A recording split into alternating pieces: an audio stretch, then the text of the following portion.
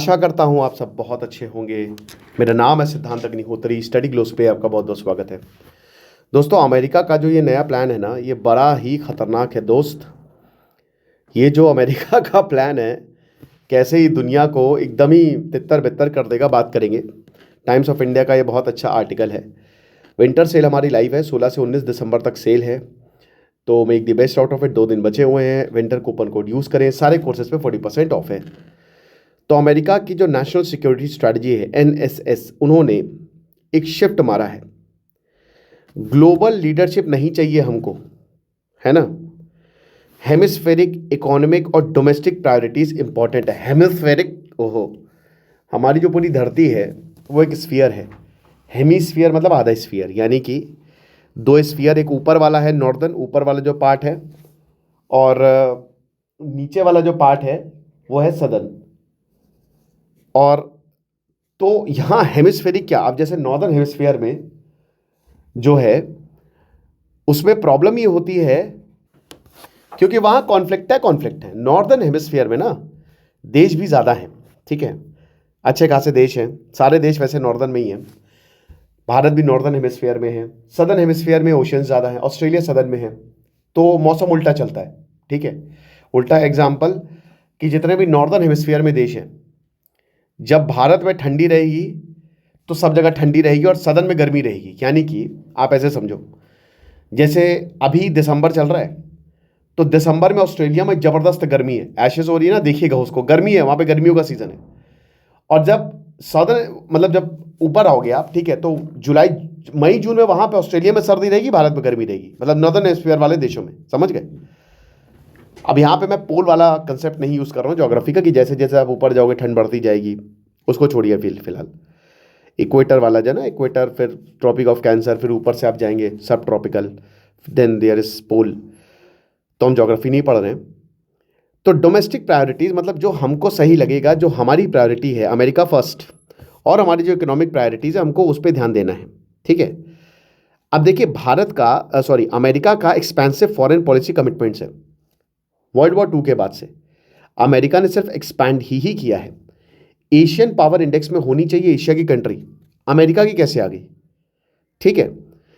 क्योंकि अमेरिका के हर जगह बेसेस हैं, आर्मी बेसेस हैं एवरीवेयर, और अमेरिका ने बोला है कि हर जगह हम बेस बनाएंगे। लेकिन अब ये शिफ्ट मार रहा है। अमेरिका की वजह से जापान ने आर्मी नहीं रखी, ताइवान ने आर्मी नहीं रखी।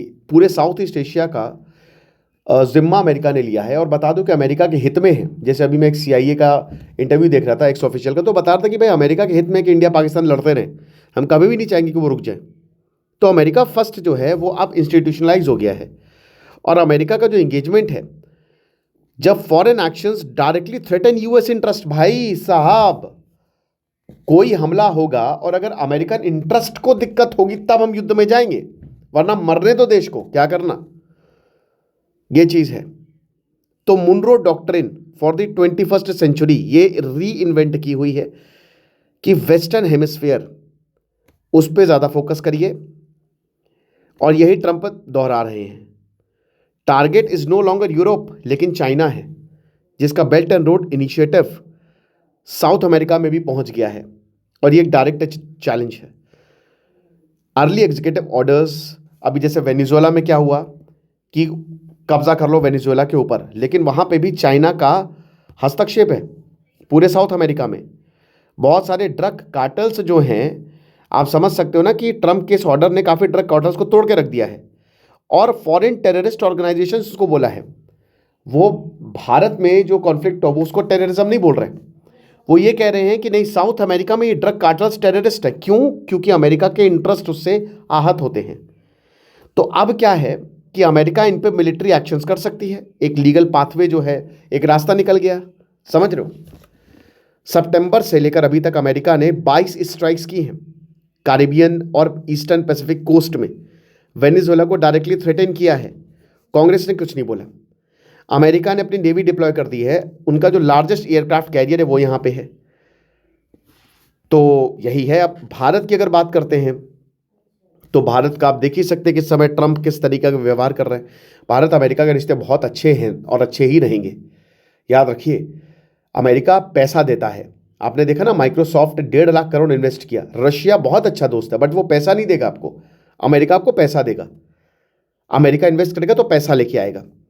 तो भारत जो है, बताया तो है कि हमारा तो इकोनॉमिक कोलिशन है चाइना को काउंटर करने के लिए, लेकिन क्वाड डेड है इस समय। Quad is literally dead. Indo Pacific और क्वाड खत्म। 50% टैरिफ जो लगाए हैं और अभी कहने कि चावल पे और लगा देंगे, तो ये भारत और अमेरिका के रिश्ते को खराब कर रहे हैं। पाकिस्तान से जिस तरीका का व्यवहार अमेरिका कर रहा है वो भी आप देख सकते हैं। तो कॉन्ट्रडिक्शन आपको हर जगह मिलेगा।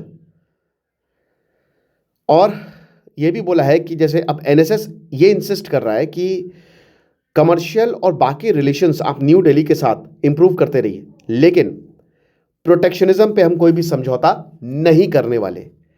तो ये जो डॉक्यूमेंट है 29 पेज का, इसने शॉक कर दिया है और परेशान हो गए सारे के सारे देश। यूरोप शॉक्ड है। ऐसे कैसे? मतलब जो क्रिटिसिज्म किया है और जो वार्निंग्स दी हैं, सिविलाइजेशनल इरेजर, इससे परेशान है यूरोप। लैटिन अमेरिका मुंडो डॉक्ट्रिन का रिवाइवल और मिलिटराइजेशन को लेकर परेशान है। एशिया कंफ्यूज्ड है, मिक्स्ड सिग्नल।